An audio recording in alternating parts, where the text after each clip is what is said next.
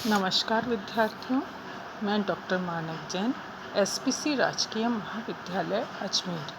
आज हम बीए पाठ द्वितीय के ऑनर्स के 8वें प्रश्न पत्र का अध्ययन कर रहे हैं। हमने फ्रांस की क्रांति के कारण और विशेषताएं देखी। अब हम देखेंगे कि फ्रांस की क्रांति का प्रारंभ कैसे हुआ। फ्रांस की आर्थिक दशा उत्तरोत्तर गिरती जा रही थी।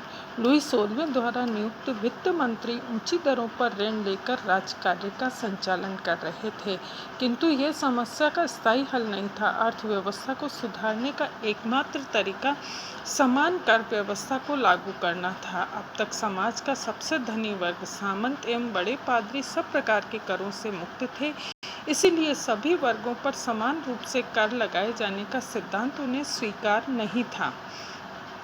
परिणाम था लुई 16वें को एक एक करके अपने वित्त मंत्रियों को उनके पदों से हटाना पड़ा। शाही दरबार के रखरखाव और शानो शौकत पर अत्यधिक धनराशि व्यय की जाती थी, किंतु जनसाधारण को इसकी जानकारी नहीं थी। 1761 में वित्त मंत्री नीकर ने इस बजट को प्रकाशित कर दिया और जनता को ये ज्ञात हुआ कि शाही परिवार व दरबार पर कितना खर्च किया जा रहा है। रानी और सामंतों ने राजा को बाध्य करके नीकर को पद से हटवा दिया। एमटेस जनरल का चुनाव और अधिवेशन 1789 के बसंत ऋतु में देश में सामान्य निर्वाचन हुआ। जनसाधारण ने उन सभी व्यक्तियों को निर्वाचन का अधिकार दे दिया जिनकी आयु 25 वर्ष की थी और कोई प्रत्यक्ष कर देते हों। समाज के तीनों वर्गों के मतदाताओं ने अपनी अपनी शिकायतों और आदेशों के स्मृति पत्र तैयार किए और अपने अपने वर्ग के प्रतिनिधियों को चुनाव के लिए दिए। तत्पश्चात 5 मई 1789 को एमटेस्ट जर्नल का प्रथम अधिवेशन वर्साई के शाही महल में हुआ। प्रथम अधिवेशन में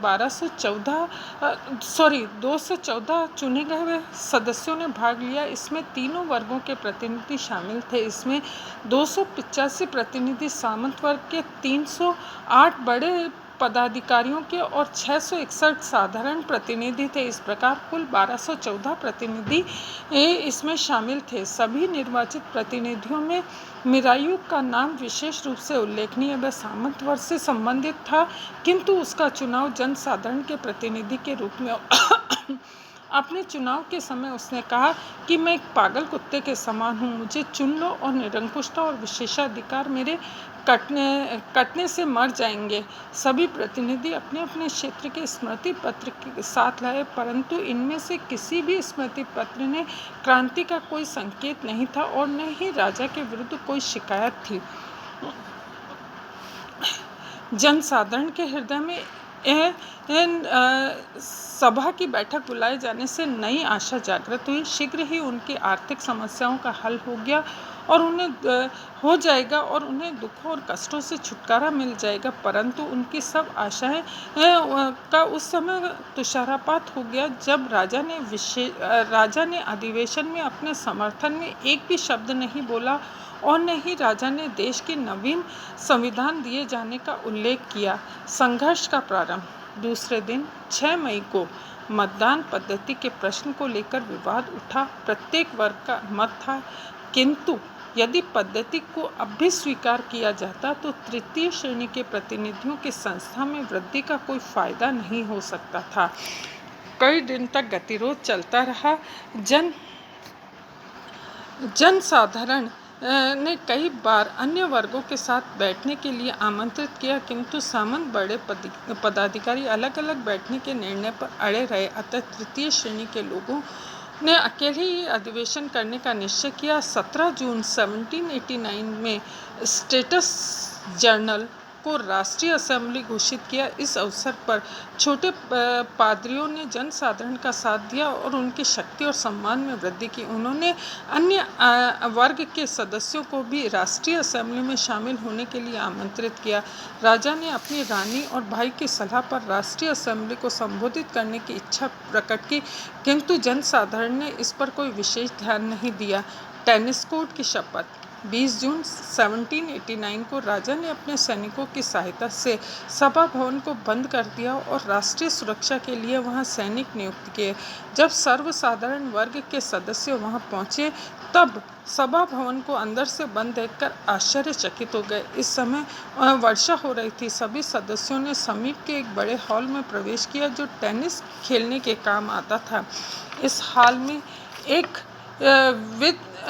एकचित्त सदस्यों ने शपथ ली कि वे उस समय तक हाल से नहीं हटेंगे जब तक वे देश के लिए एक संविधान की रचना नहीं कर लेते। राजा इस घोषणा से अत्यंत भयभीत हो गया, किंतु अस्थिर मति होने के कारण कोई निर्णय नहीं ले सका। यदि वह इस समय भी सामंतों के प्रभाव से मुक्त होकर सर्वसाधारण का पक्ष ग्रहण कर लेता तो फ्रांस का इतिहास निश्चित रूप से दूसरा होता, किंतु वह दुराग्रही दरबारियों के चंगुल से मुक्त नहीं हो सका।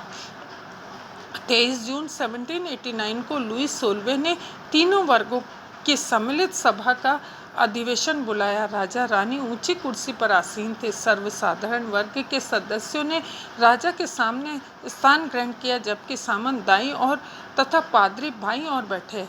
राजा ने सदन को संबोधित किया और अंत में उनसे प्रार्थना की कि वे अपने अपने भवन में जाकर सभा करें। तत्पश्चात राजा और रानी वहां से उठकर चले गए। सामंत और पदाधिकारी वर्ग के लोग भी राजा के चले जाने के बाद वहां से उठ गए, किंतु साधारण वर्ग के सदस्य वहीं बैठे रहे। जब सर्वसाधारण वर्ग के लोग वहां से नहीं हिले तो राज कर्मचारियों ने पुनः हॉल खाली करने को कहा। इस पर मिरायू को अत्यंत क्षोभ हुआ और उसने निर्भीक शब्दों में कहा, महोदय जाइए और अपने स्वामी से कह दीजिए कि हम यहाँ जनता की शक्ति से उपस्थित हैं और बंदूक के नोक से हम नहीं हट सकते। इस ऐतिहासिक घोषणा के बाद तृतीय श्रेणी के लोगों ने उसी भवन में अपना अधिवेशन जारी रखा। 2 दिनों के बाद प्रथम और द्वितीय वर्ग के सदस्यों ने भी सम्मिलित होने का फैसला किया। परिस्थिति की गंभीरता को देखते हुए लुईस सोलवे ने बाध्य होकर सर्वसाधारण का सहयोग करने का निश्चय किया। यह बंदूक की नोक से सर्वसाधारण की शक्ति को नहीं कुचला जा सकता है, यह निश्चित हो गया। राष्ट्रीय सभा में सुधारवादियों का बहुमत था। जनसाधारण ने इस वर्ग के साथ पादरियों का बहुत बड़ा वर्ग पर्याप्त संख्या में कुलीन सम्मिलित थे। यदि लुईस 16वां चाहता तो परिस्थिति का लाभ उठाकर सब वर्गों की सहानुभूति प्राप्त करके समस्याओं के हल कर सकता है, किंतु अपनी ढुलमुल नीति के कारण वह कोई ठोस निर्णय नहीं ले सका।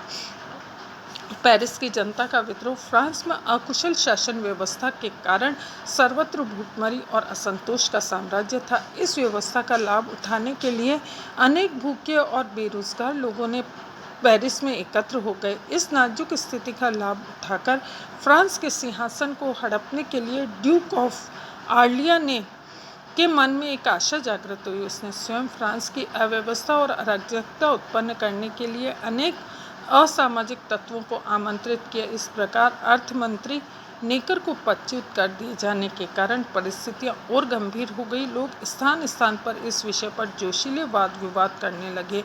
लोगों का यह विश्वास हो गया कि राजा सेना की सहायता से उन्हें कुचलना चाहता है, अतः उन्हें हथियार एकत्रित करने शुरू कर दिए और सेना ने विद्रोही सिपाहियों को देखकर जनता बेकाबू हो गई और स्थान स्थान पर दंगे भड़क उठे।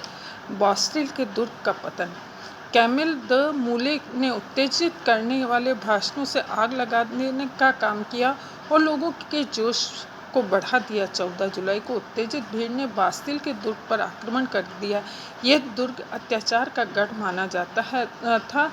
इस समय इसका प्रयोग कारागार के रूप में हो रहा था। इस दुर्ग पर आक्रमण करने का उद्देश्य न तो दुर्ग को नष्ट करना था, न ही बंदी लोगों को छुड़ाना था, अपितु यहाँ एकत्रित हथियारों पर अधिकार करना था। क्रोधित भीड़ ने किलेदार सिपाहियों की हत्या कर दी और उन्हें नष्ट करके हथियार छीन लिए। बास्टिल के दुर्ग का पतन इतिहास में यूरोप के इतिहास की एक बहुत ही महत्वपूर्ण घटना मानी जाती है। क्रांतिकाल में फ्रांस की शासन व्यवस्था बिगड़ गई, जिसके कारण अनेक समस्याएं उठ खड़ी हुई। संविधान सभा के द्वारा नवीन संविधान बनाने के विशेषाधिकार युक्त वर्ग चर्च, व्यापारी वर्ग सभी असंतुष्ट हो गए। गरीबी और आर्थिक अव्यवस्था बढ़ गई। सेना में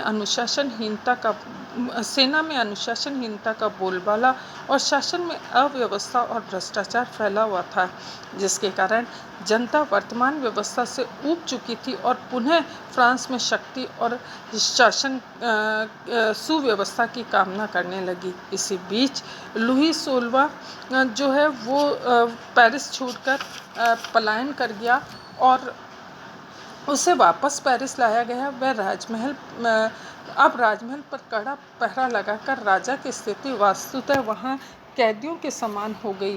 राजतंत्र का अंत और गणतंत्र का जन्म। राजा के पलायन का एक भयंकर दुष्परिणाम यह हुआ कि जनता का विश्वास उससे उठ गया। यद्यपि कोई भी व्यक्ति राजा का विरोधी नहीं था, किंतु वे राजा के अधिकारों को सीमित करना चाहते थे। क्रांतिकारी नेता रॉबपियरे, दांते और मारा भी यही चाहते थे। इसलिए गणतंत्रवादी दल को उन्नति करने का अवसर प्राप्त हुआ, जो फ्रांस में एक तंत्र के स्थान पर गणतंत्र की स्थापना के लिए कटिबद्ध था। पलायन के बाद राजा की स्थिति अत्यंत शोचनीय हो गई। संविधान सभा द्विविधा में पड़ गई कि राजा के साथ क्या व्यवहार किया जाए। राजा को पद से हटाने का प्रस्ताव सदन में पारित नहीं कराया जा सकता, अतः राजा को अस्थायी रूप से पदच्युत किया गया। कट्टर गणतंत्रवादियों को यह निर्णय पसंद नहीं आया। उन्होंने 17 जुलाई को पेरिस में गणतंत्र के पक्ष में प्रदर्शन का आयोजन किया। शांति व्यवस्था बनाए रखने के प्रयास में वहां गोली चलानी पड़ी, जिससे कुछ व्यक्ति मर गए। फलतः राष्ट्रीय सभा से भी लोग असंतुष्ट हो गए। इस प्रकार फ्रांस की राज्य क्रांति पूरी हुई। इसके बाद हम नेक्स्ट चैप्टर में देखेंगे वर्क ऑफ नेशनल असेंबली या राष्ट्रीय सभा और उसके कार्य। इति नमस्कार।